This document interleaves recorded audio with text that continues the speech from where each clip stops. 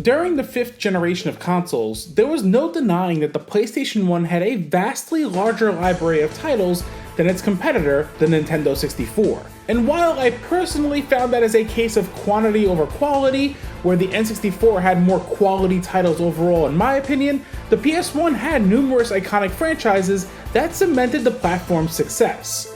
However, over time, several of those franchises found their way to other platforms. In this episode, I want to look at iconic PlayStation franchises that made their way in some form to the GameCube as their first console experience onto a Nintendo home platform. So something like the Resident Evil franchise won't be in here because it technically first released on a Nintendo home platform with Resident Evil 2 on the N64. And Ridge Racer can't count with our Racing Revolution because Ridge Racer 64 released prior as the franchise start outside the PS1. So, without further ado, let's jump in.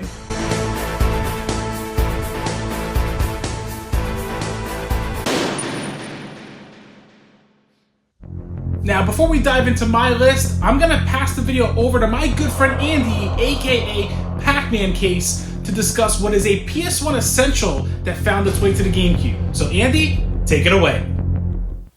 What is up, GameCube Galaxy Nation? Pac-Man Case here, and Marcello was kind enough to let me join in on the fun. We are talking about properties that jumped over to the GameCube, and if I'm gonna talk about one, I gotta talk about a biggie here, and that is Metal Gear Solid on the original PlayStation. This game was absolutely unprecedented at the time. Not only did we have thematic elements and cutscenes that we had never seen before, crazy stealth action gameplay, and awesome fourth wall breaks, this game really did come to the forefront of the PlayStation. We thought it would be stuck there forever until the GameCube came out and redid this game almost from scratch with Metal Gear Solid: The Twin Snakes. Now, they took the original game and fused it with PlayStation 2's Sons of Liberty to give us brand new gameplay. Not only did we have new stealth mechanics, did we have a first-person action mode, but they redid this game from the ground up when it came from sound design as well as music elements, and the cutscenes were completely redone by famed Japanese director Ryuhei Kitamura. Not only did it have the awesome bullet time effects that were famously made from the Matrix at the time, but they fused all of this together to give us what felt like almost a brand new Metal Gear Solid experience. The Twin Snakes now is a very expensive title to have on the GameCube, but literally one of the most essential and one of the coolest ones to jump from the PlayStation over to the GameCube. If you guys are a Metal Gear Solid fan, I highly recommend Metal Gear Solid Twin Snakes as one that the GameCube got to grab and hold for its own. Thanks, Marcello, for letting me chime in. Enjoy the rest of your list. Alright, so first up is Crash Bandicoot: The Wrath of Cortex, published by Universal Interactive and developed by Traveler's Tales. The first of 3 Crash games released for the GameCube, The Wrath of Cortex was the first time Crash was no longer a PlayStation mascot due to a falling out behind the scenes, and well, here we are. The Wrath of Cortex plays very similar to its predecessors, in which you platform your way across 5 levels within various locales. Crash still has his typical spin attack, slide attack, and slam attacks, and he still does die in a single hit, unless you have Aku Aku. However, this game does try to incorporate a bit more variety, such as this plane level here, and rolling in this cage to navigate across the level. While I was having fun playing this, I have to say, the visual performance is kind of inconsistent here. Visually, sure, the game looks vibrant, but it's not quite a huge visual leap from the PS1 originals. It just looks slightly cleaner. What makes matters worse is the erratic frame rate. Why does this game run so poorly? Nothing showcased here looks to be remotely pushing the GameCube hardware. If you can get past the poor performance, what's here is still a solid game that fans of Crash would enjoy. Just note that what's here is definitely less memorable than its predecessors.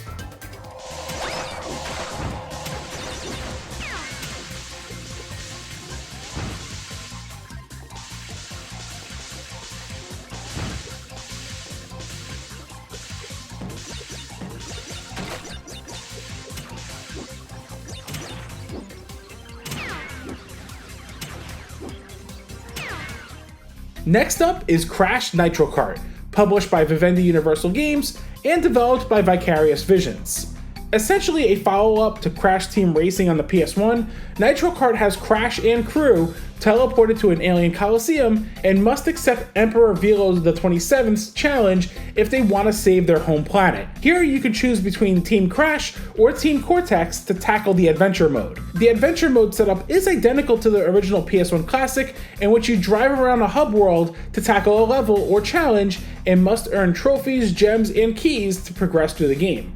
As for Nitro Kart's racing mechanics, what's here is, again, identical to the original. The physics feel solid, as does the unique drifting mechanics. You can hit question boxes to acquire a weapon to use, and hitting unmarked boxes will net you Wumpa Fruit, which will strengthen the weapons that you acquire. You can do a team ability during races when the meter on the side fills up, which enables a frenzy of unlimited weapons generated for a short time. This is actually pretty ludicrous, but in an awesome way, by seeing the barrage of items being fired. You can also change characters to play as in between races within the team you've chosen, and each character has different stats to note. The game has a fairly nice visual appearance that's quite vibrant, but the character models still feel like they could have had a little extra polish done to them. The frame rate holds up well enough, but is unlocked and can fluctuate between 30 frames per second to closer to 60 frames depending on the scene. Additionally, there's an arena editor here to create the craziest battle arenas for multiplayer. I always love when games have these creation modes within them. Overall, what's here is a really fun kart racer, especially if you love the PS1 original or even the more recent PS4, Switch, and Xbox One remake.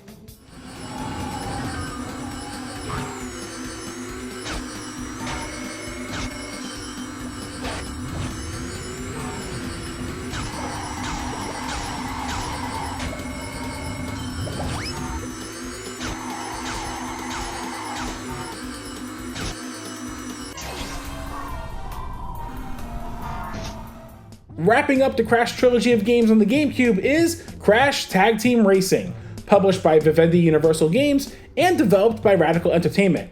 While Nitro Kart was the first follow-up to Crash Team Racing on the PS1, Tag Team Racing tries to elevate the mechanics by making the world exploration all on foot, littered with fun minigames in between. Once you get into a race though, is when you start to see more ideas in play here. With this fusing mechanic, you can merge with another racer on the track, where one player is now driving and the other is using the mounted turret.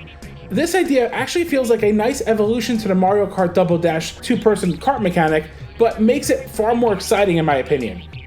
This is a game I've mentioned in my More Hidden Gems for GameCube episode last year, so you can see more about this game there if you're still interested. This is a game I loved back in the day, and I still have a blast playing it now. That blend of the adventure mode being on foot this time and exploring the worlds before tackling races, to the fusion mechanic during races as well, just works so well. I also do love that the racing mechanics are very different from Nitro Kart, and which you can play both of these games, yet receive completely different experiences. Definitely check this one out.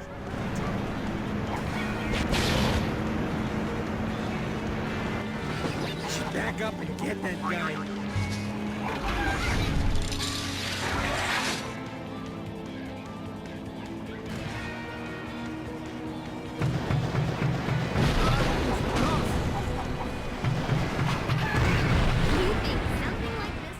Next up are the Spyro games, starting with Spyro Enter the Dragonfly, published by Vivendi Universal Games and developed by Equinox and Check 6 Studios. So, after Insomniac crafted this phenomenal Spyro trilogy on the PS1, they moved on to creating Ratchet & Clank for the PS2, and with the Sony and Universal exclusivity partnership ending, Universal moved forward with having new studios continue the franchise. In this game, Spyro must save all the dragonflies from a returning villain, Ripto, who is trying to catch them all for himself, for whatever nefarious reasons. As for the game itself, it follows a very familiar formula to the originals, in which you explore hub worlds to discover levels to tackle, find dragons to save, and now dragonflies as well. Spyro still has his trademark fire breath and ramming attack actions, but to change things up, Spyro can use new breath abilities like bubble breath and electric breath, to name a few. However, Enter the Dragonfly is one of the messiest games on the GameCube.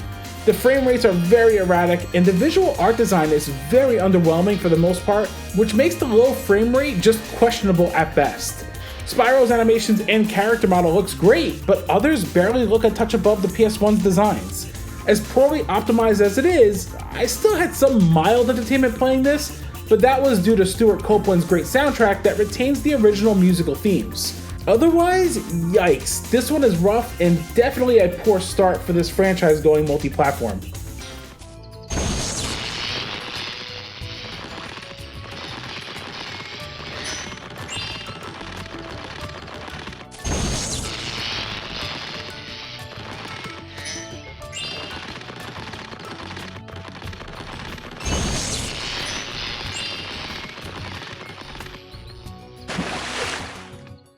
Moving forward, the next Spyro installment was Spyro: A Hero's Tale, published by Vivendi Universal Games and developed by Eurocom.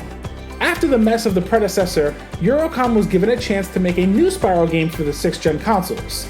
Now, Eurocom has made some pretty excellent games, whether 007 Nightfire or Sphinx and the Cursed Mummy. In A Hero's Tale, Spyro is on a journey to destroy all the dark gems that plague the land with dangerous creatures whom the banished Elder Dragon Red planted a long time ago. Instead of making a Spyro game that emulates the style of the originals, it actually puts its own flair on it by making it feel more like a Jak and Daxter style platformer. Right away, the game's production values and overall polish is far higher than that of Enter the Dragonflies, with a significantly smoother frame rate and nicer visual fidelity overall. The button layout has changed a bit, and even Spyro's flame breath is more of a stream attack that you can hold down for a few seconds, rather than a projectile attack that you can just press to shoot quickly. However, the combat does feel very familiar regardless of the subtle changes here and there. All the worlds are interconnected, where the hub world connects to the other locales. When in a level, you have to find dragon eggs and power gems that are scattered throughout, as these will help unlock new areas to explore over time. Additionally, Moneybags returns, and this time has a shop that lets you purchase items like increased hit points and lockpicks, to name a few. I do like that the storytelling has some fourth wall breaking dialogue, as well as some nice humor incorporated here. Also, you lose 1 million brain cells. Wow, 1 million brain cells? That seems excessively destructive. That seems kind of bad. Okay, it's cool. I will say, the time I put into this one so far has showcased far more promise than its predecessor, and is easily my favorite installment to play in this 6th gen trilogy.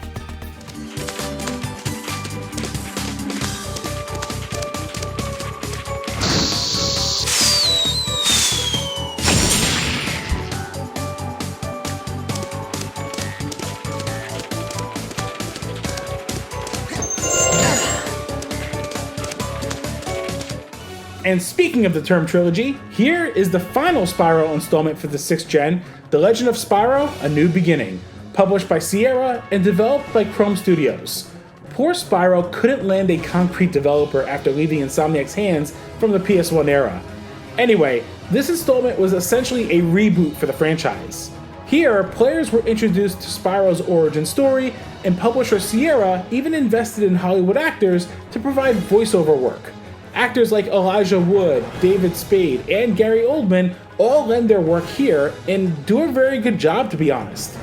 I will say, in terms of the game itself, A New Beginning feels entirely different from any other Spyro game to date. There's a heavy emphasis on storytelling, to the point where you could take a few steps forward to watch a cutscene, and when you gain control again, take a few more steps and another cutscene occurs. It's almost like Hideo Kojima made this game. The other drastic difference is the combat, in which Spyro can now do combo attacks both on ground and in the air. In some ways, it feels like a platformer brawler. I will say, while I appreciated the new combat mechanics here, and the character models look like a nice alteration to their original designs, the overall world here is very unappealing and not Spyro-like at all. It's an interesting installment in the series, but you can tell this was at the point that publishers and developers were really uncertain on what to do different with this franchise.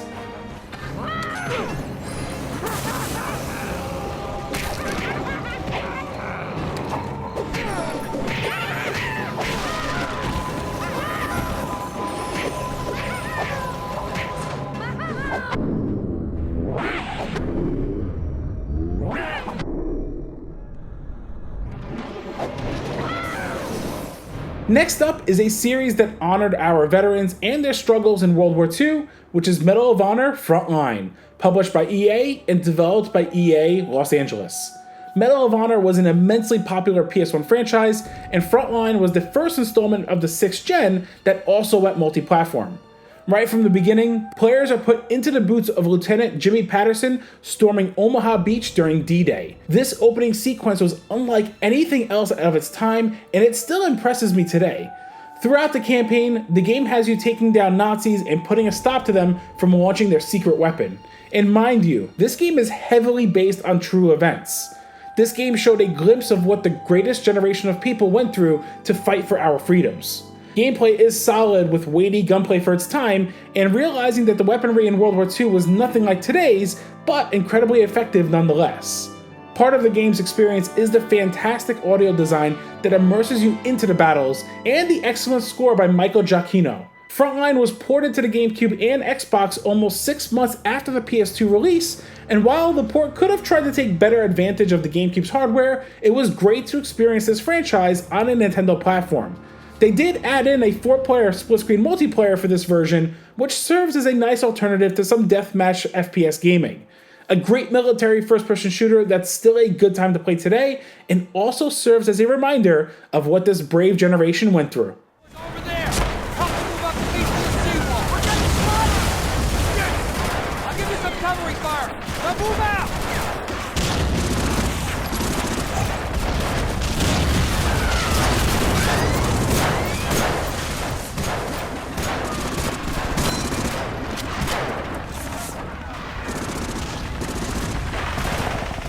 Next up is the first Need for Speed title to ever grace a Nintendo console, Need for Speed Hot Pursuit 2, published by EA and developed by EA Canada. Now, here's an interesting story to share about this game. I first played the demo for this on the PlayStation 2 at my brother's house back in the day and was blown away with it. Weeks later, it released in stores and I saw it on the GameCube, tempted to buy it, but I held off. So a friend of mine at the time got it for the GameCube, and when we fired it up, much to my surprise, it wasn't the same game. Apparently, the PS2 version was developed by Black Box Games, while the GameCube, Xbox, and PC versions were developed by EA Canada, and the sense of speed and mechanics were drastically inferior. Anyway, Need for Speed Hot Pursuit 2 has you racing exotic cars, starting from the somewhat slower ones and working your way to supercars. You can tackle 2 campaign types, Hot Pursuit and Championship. Hot Pursuit mode has you outracing the cops alongside the racers, while Championship has you focus on just the race events with the fuzz off your tail. The game does play quite good with responsive controls and car physics across massive courses. However, I will say the cop AI in this game is pretty overzealous, and some of the races last for over 10 minutes each, which is a bit too long for my liking. Visually, the game looks nice with great car details and well-designed tracks that really highlight the areas you're racing along. And the soundtrack is banging in this game, so crank up that audio system. Despite being disappointed to see this was not the far superior PS2 build of the game, this still is a really good racing game and introduction to Nintendo players back then.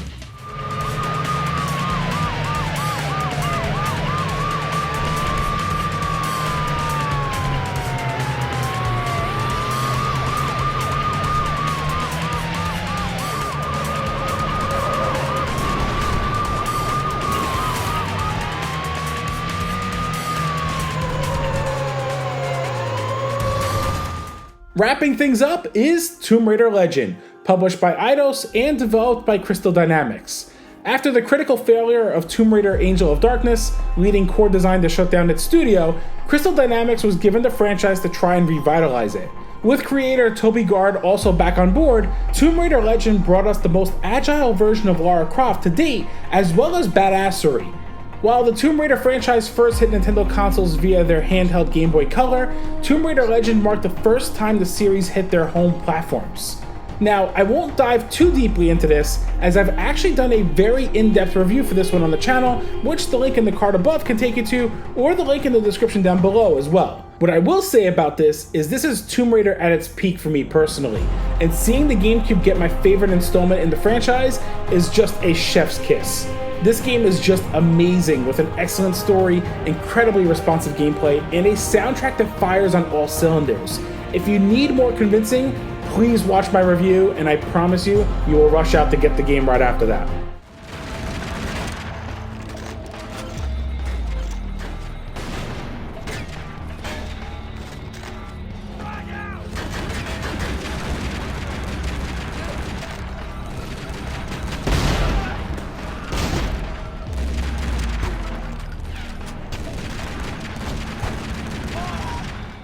While exclusives define a console's identity, it's fascinating to see franchises that started exclusively on one platform and then made the move to others. While these games provided varied results, whether excellent new installments to utter letdowns, it's still part of gaming history. So, what were your thoughts on this? Play any of these titles that were shown here today? Any that interested you? Sound off in the comments below, as I would love to hear your thoughts. I also want to take a moment to thank my good friend Pac-Man Case for collabing and sharing his perspective on Metal Gear Solid: The Twin Snakes. Definitely check out his channel if you haven't. He does amazing content and great topic videos. So, I hope you all enjoyed GCG Nation, and I will catch you all in the next episode.